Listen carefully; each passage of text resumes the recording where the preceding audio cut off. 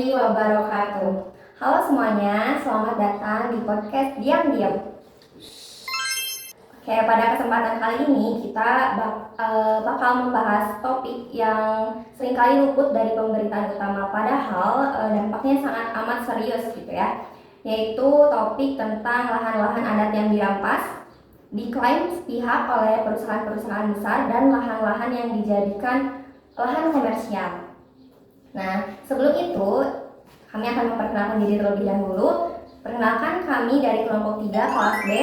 Saya Anggita Sari sebagai host dan rekan saya Lina Kafrunisa sebagai host. Lalu juga ada Harisma Nur Fadila sebagai pembicara dan Alif Yoni sebagai pembicara juga. Dan yang terakhir ada Ananda Aditya sebagai pembicara juga. Lewat sebuah film dokumenter yang berjudul Tanah Moyangku yang penuh cerita pilu dan perjuangan masyarakat adat, kita bakal ngupas tuntas nih bagaimana konflik agraria ini terjadi, siapa sih yang diuntungkan dan siapa yang dirugikan. Nah, gimana seharusnya kebijakan pemerintah hadir buat melindungi hak-hak tanah adat. Setelah menonton film dokumenter tersebut, bagaimana sih perasaan teman-teman nih? Coba ungkapin dalam satu kata. Contohnya kayak jahat. Kalau saya miris. Kalau menurut aku sih lebih ke sedih ya. Kalau saya sih pengkhianat. Kalau dari aku geram. Nah, so buat teman-teman semua stay tune karena di obrolan kali ini bakal bikin kalian mikir 2 kali tentang apa sih yang sebenarnya terjadi di balik megahnya proyek besar di Indonesia. Oke, saya tadi dengar ya tentang pernyataan teman-teman yang satu kata itu, mungkin itu satu kata itu karena kita melihat dari POV-nya masyarakat ya. Kita merasa sedih, kita merasa kesal, geram. Nah, tapi mungkin kalau di pihak swasta ini merasa pihaknya benar karena menurut pihak swasta itu tanah adat itu tidak ada gitu, karena tidak ada sertifikat yang membuktikan bahwa tanah adat itu benar-benar dimiliki oleh masyarakat adat itu. Makanya pihak swasta itu membeli gitu. Dan yang pihak swasta mungkin merasanya benar, mereka itu tidak merampas hak-hak masyarakat adat gitu. Mungkin kalau dari rekan-rekan gimana ya? Ya mungkin karena masyarakat adat pada umumnya kan petani itu biasanya lahannya itu kan rata-ratanya 0,5 hektar ya. Dibanding para perusahaan-perusahaan yang besar itu pasti kan berjuta hektar gitu ya. Jadinya mungkin terjadinya kesenjangan ataupun kehampaan hak gitu ya. Kalau dari masyarakat sendiri mungkin melihat kejadian yang realnya itu di lapangan, adanya hal-hal yang tidak manusiawi gitu, terjadinya kriminal, terus juga terjadinya Mungkin ada juga masyarakat yang sebenarnya itu lahan milik mereka gitu, tapi pada saat panen itu malah mereka itu disebut pencuri ya. Nah, itu sangat tidak adil ya. Mungkin kalau semisal berusaha untuk jadi POV-nya swasta gitu ya, mereka kan berorientasinya pada keuntungan. Jadi gimana caranya untuk memperluas area untuk mereka berproduksi gitu. Ya mungkin dengan sedikit-sedikit mereka melebihi dari batas yang seharusnya mereka punyai gitu, atau yang sudah menjadi hak mereka dan mereka mengambil hak orang lain gitu. Jadi konflik itu jadi ada karena awalnya dari situ mungkin ya. Kalau menurut saya itu sih paling. Kalau udah dilihat ya tadi dari kayak POV-nya masyarakat maupun dari POV-nya swasta ya, mungkin karena dari masyarakat itu benar-benar mempertahankan tentang tanah adat, yang dimana tanah adat itu bukan hanya bernilai sebagai suatu lahan atau wilayah, yang dimana mereka itu menganggap tanah adat adalah sebuah yang sangat spiritual dan itu memiliki nilai yang tinggi. Jadi mereka benar-benar rasanya ingin mempertahankan tanah adat tersebut. Namun dari POV swasta pun merasa kalau tanah itu merupakan aset yang dapat menguntungkan. Tetapi ketika mereka sudah mau mengklaim tanah itu untuk sebagai suatu perusahaan, mereka juga akan menghadapi sebuah tantangan, yang dimana tantangan itu hadirnya dari masyarakat tersebut, yang dimana merasa tanah adat mereka itu dipakai dengan cara yang tidak mengenakan. Mungkin kalau dari saya seperti itu ya. Oke, mungkin iya ya, merasa dirampas gitu ya haknya. Tapi mungkin dilihat dari POV masyarakat, dilihat dari POV swasta. Nah, sebenarnya yang menjadi poin pentingnya itu juga hadirnya kebijakan pemerintah mungkin ya, dari keterlibatan pemerintah. Nah, menurut rekan-rekan sejauh ini ya, dari dilihat dari film dokumenter itu, nah mungkin dari peran pemerintah ini seperti apa sih sehingga pihak swasta dan dari masyarakat adat ini menjadi konflik gitu? Kalau dari saya sendiri ya, mungkin sebenarnya pemerintah itu kan punya wewenang ya untuk menjaga situasi yang ada di negara gitu. Jadi seharusnya pemerintah juga yang memberikan batasan-batasan kepada perusahaan gitu, untuk bagaimana bisa hidup berdampingan dengan masyarakat. Apakah ada hal-hal yang boleh untuk dilakukan dan apakah ada hal-hal yang tidak boleh untuk dilakukan. Contohnya dengan ya tadi adanya tanah adat itu, bagaimana cara-cara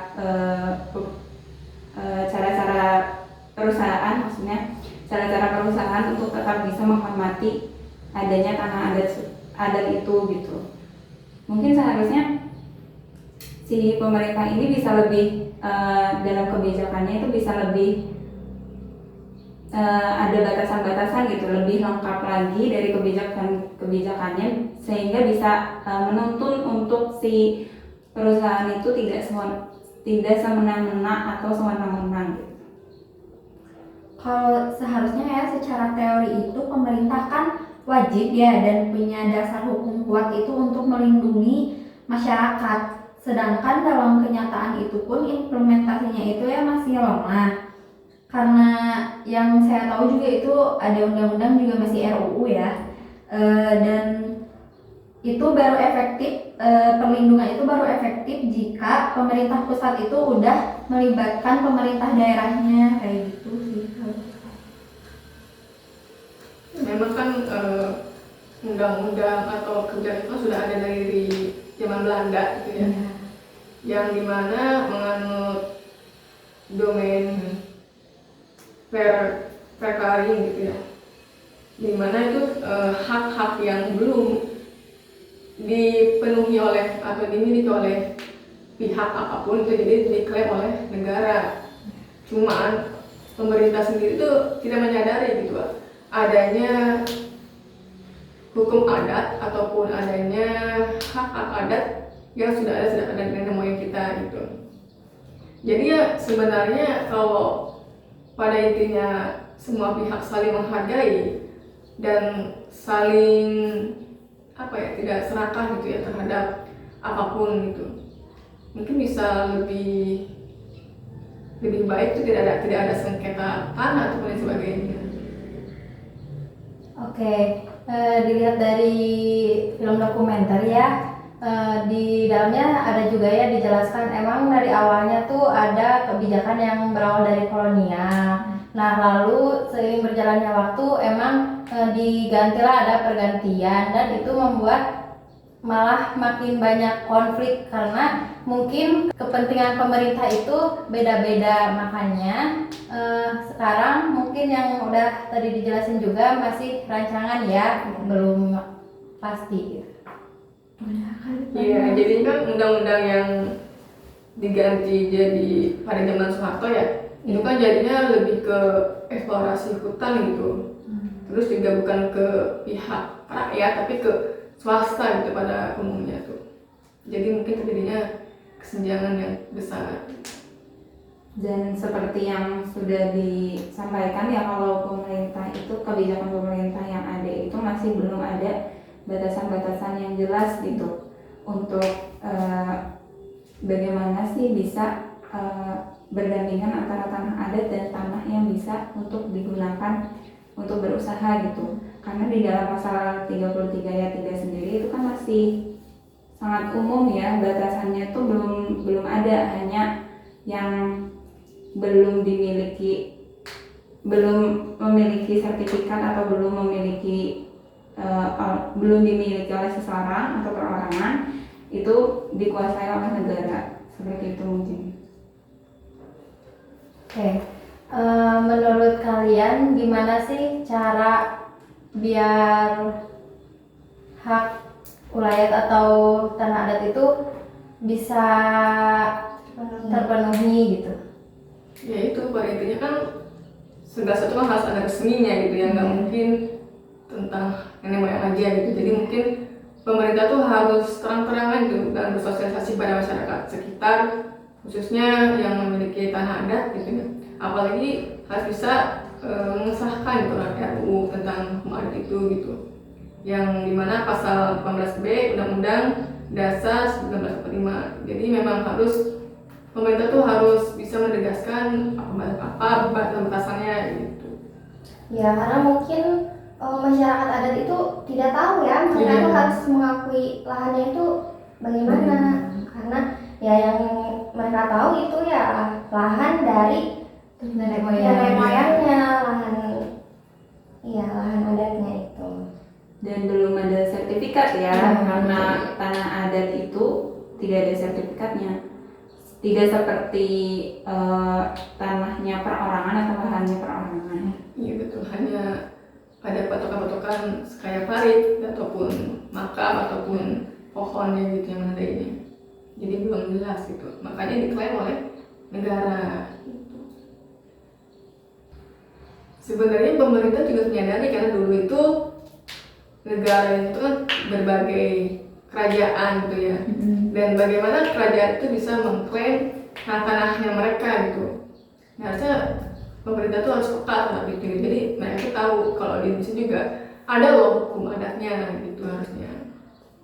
Nah, dengan adanya itu kan adanya sengketa lahan mungkin ya mengakibatkan si lahan tuh banyak dikuasai oleh swasta ya, sebagian besar. Nah, hal ini juga berkaitan sama pengelolaan air yang dimana jadi lebih banyak dikuasai juga oleh swasta untuk memenuhi kebutuhan perairan untuk kebun mereka gitu ya.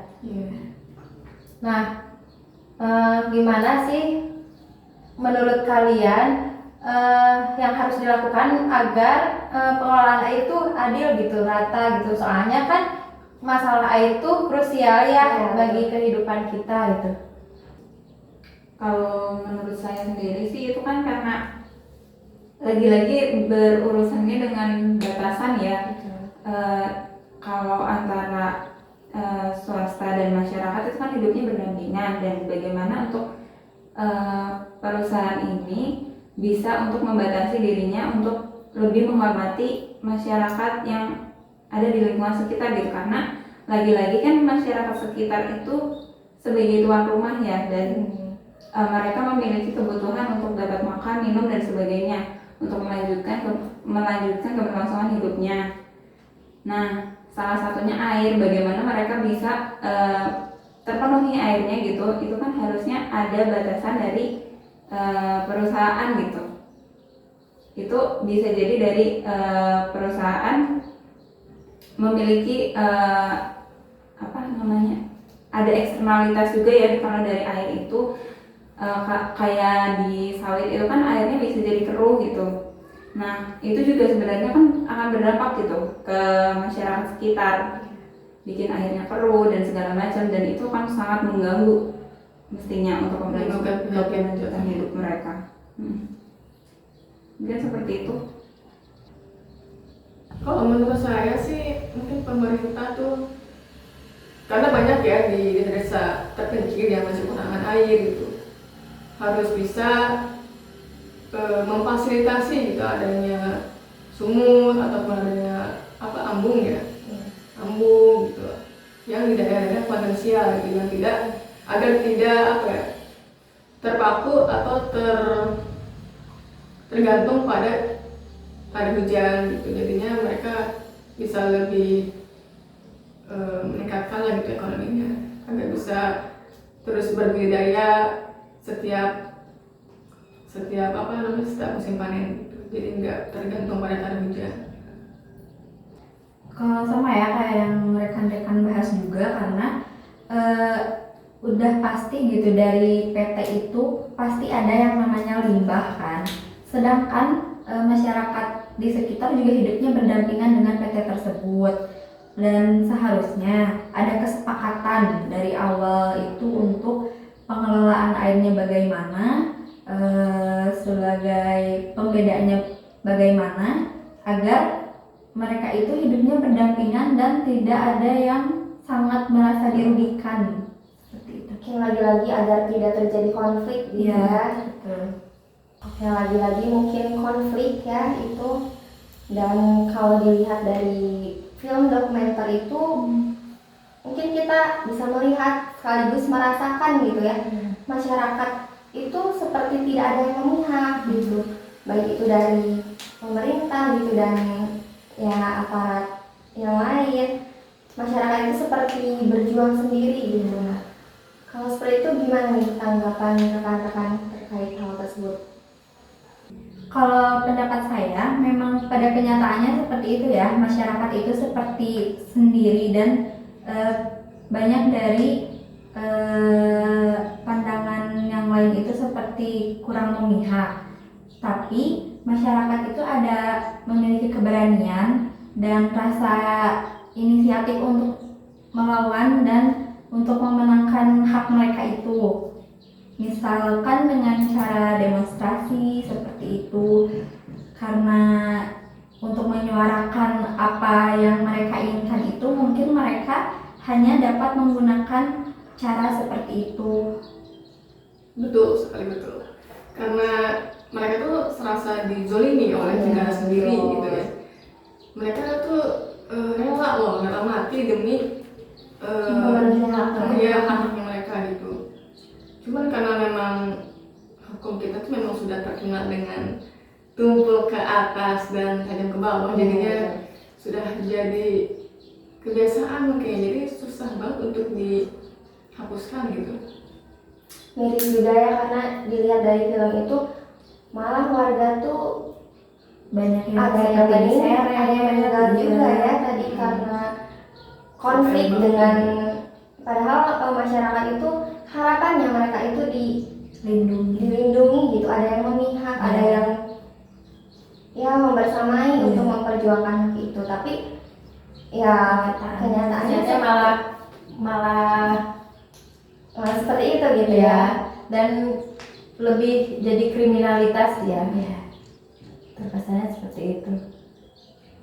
Ya bukannya menyelesaikan konflik yang lahan, air itu, tapi malah seperti menimbulkan konflik baru dengan ya tadi ada tembak-tembakan seperti itu ya di film dokumenter itu. Dan sebenarnya harapannya masyarakat itu kan untuk bertemu dengan, bukan bertemu sih, untuk berdiskusi gitu, bermusyawarah dengan si pihak perusahaan bagaimana baiknya dan bagaimana bisa mereka itu hidup berdampingan dengan aman dan nyaman gitu, tanpa ada satu dan yang lain haknya untuk diambil gitu. Tapi ternyata malah ketika mereka menginginkan itu justru yang dihadapkan malah dengan aparat ya, dan kebanyakan mereka itu malah dapat intervensi gitu. Itu sih yang jadi bikin miris gitu dari film ini gitu. Mungkin menurut kalian nih, konflik ini tuh bisa terselesaikan nggak sih, dan apa sih yang bisa dijadikan solusi itu agar konflik ini tidak berlarut-larut gitu lah, agar bisa selesai gitu. Silakan. Mungkin kalau dari saya, karena memang dari pihak industri itu tidak sebanding gitu ya dengan dalam memberikan kompensasinya gitu, karena saya lihat dari film dokumenter itu hanya ada beberapa petani ataupun pemilik tanah dulunya itu yang diklaim oleh perusahaan itu hanya diberikan lowongan kerja atau pekerjaan yang mungkin tapi tidak tetap gitu, hanya sebatas kontrak, jadinya tidak berkelanjutan itu, kedepannya tidak jelas ataupun lain sebagainya. Jadi memang harus bisa memberikan lapangan pekerjaan ataupun bisa memberikan atau menghargai dengan kompensasi yang lebih berkelanjutan. Nah, kalau menurut saya sendiri dari pihak swasta itu harusnya selain memberikan kompensasi itu mungkin bisa mengajak masyarakat sekitar untuk berinvestasi gitu ya, justru membantu dari sisi permodalan untuk kelanjutan perusahaannya itu sendiri, ya mungkin antara dengan tenaga kerjanya atau mungkin dengan lahan itu sendiri, dengan menghormati keberadaan lahan adat itu kan jadinya perusahaan juga bisa untuk menjadikan itu sebagai sebuah modal gitu, sehingga antara perusahaan dan masyarakat itu tidak lagi terjadi konflik gitu. Mungkin itu sih jalan tengahnya. Kalau untuk dari pertanyaannya kan tadi apakah bisa selesai atau tidak? Mungkin sepertinya bisa atau tidak itu dari awalnya ya, harusnya kayak seperti tadi yang teman-teman udah sebut, harusnya ada keterlibatan juga, karena mereka itu yang dimana hidupnya akan berdampingan pada kenyataannya. Jadi seharusnya ya memang saling melibatkan untuk saling menimbulkan rasa yang aman untuk kedua belah pihaknya, karena dari pihak swasta sendiri yang dimana untuk ada di situ tuh memang pada kenyataannya untuk mendapatkan keuntungan ya. Jadi mereka juga pasti membutuhkan konsumen kan untuk pembeli untuk mendapatkan keuntungan itu, yang dimana konsumen terdekat itu ya adalah masyarakat di sekitarnya. Adapun masyarakat di sekitar juga pasti membutuhkan sebuah pekerjaan yang dimana itu juga bisa menjadi salah satu solusi, yang dimana mereka itu hidupnya berdampingan. Jadi seharusnya memang ada keterlibatan antara kedua belah pihak, yang dimana konflik itu akan selesai ya kalau dua belah pihak itu sama-sama saling memberi rasa nyamannya, Kerjasama gitu ya. kerjasama. Itu kan dari itu ya, isu tahun 98 ya, Iya. kejadiannya yang dimana kepemilikan lahan itu diklaim oleh negara gitu ya. Cuman sebenarnya kan memang bisa ya tidak sepenuhnya gitu dijual ke swasta gitu, jadi bisa kolaborasi dengan petani yang ada, itu sebuah adat agar bisa mengembangkan lahan-lahan yang potensial gitu. Jadi memang agar tidak terjadi sengketa lahan ataupun kesenjangan. Dan dengan adanya kolaborasi itu atau kerjasama itu kan nantinya tidak hanya perusahaan saja atau misalnya masyarakat saja yang diuntungkan, tetapi mereka bisa sama-sama untuk untung dan berkembang. Ya, saya setuju untuk solusinya ya, karena ya ini udah terjadi gitu. Solusinya ya mungkin hanya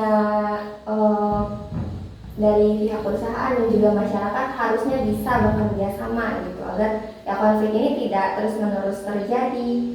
Dari seluruh stakeholder lah. Ya, dari Iya. seluruh stakeholder juga. Ya termasuk juga harus ada dari pemerintahnya juga ya yang mengatur. Oke, mungkin terima kasih ya untuk rekan-rekan semua yang sudah menyampaikan pendapatnya gitu ya. Sangat Inspiratif banget. mungkin kalau kita mau membahas ini terus gitu ya, mungkin tidak ada habisnya ya rekan-rekan. Dan tentunya membutuhkan waktu yang lebih banyak juga ya. Dikarenakan mungkin ya udah cukup. Iya. Itu dia obrolan kita di hari ini mengenai perjuangan masyarakat adat mempertahankan tanah leluhur mereka dari cengkraman perusahaan-perusahaan besar. Nah, lewat video dokumenter ini kita diingatkan bahwa di balik proyek-proyek megah ada cerita tentang air mata, harapan, dan keberanian yang seringkali tidak terdengar. Nah, karena tanah itu bukan hanya soal ruang, tapi juga soal warisan, identitas, dan juga kehidupan. Dan tugas kita sebagai generasi muda bukan hanya menjadi penonton, tetapi juga kita harus peduli, bersuara, dan tetap berdiri di sisi yang benar. Terima kasih buat semuanya yang udah dengerin kita sampai akhir. Semoga episode kali ini bisa menjadi bahan renungan dan menambah perspektif baru buat kita semua. Oke, sebelum kita akhiri mungkin ya nih ada satu pertanyaan untuk teman-teman yang menonton. Jadi sebenarnya negara ini milik siapa? Milik siapa ya? Komen di kolom komentar ya, ramein pokoknya, ramein. Kita pamit undur diri, sampai jumpa di podcast Diam-Diam selanjutnya. Insaf. Terima kasih. Wassalamualaikum warahmatullahi wabarakatuh.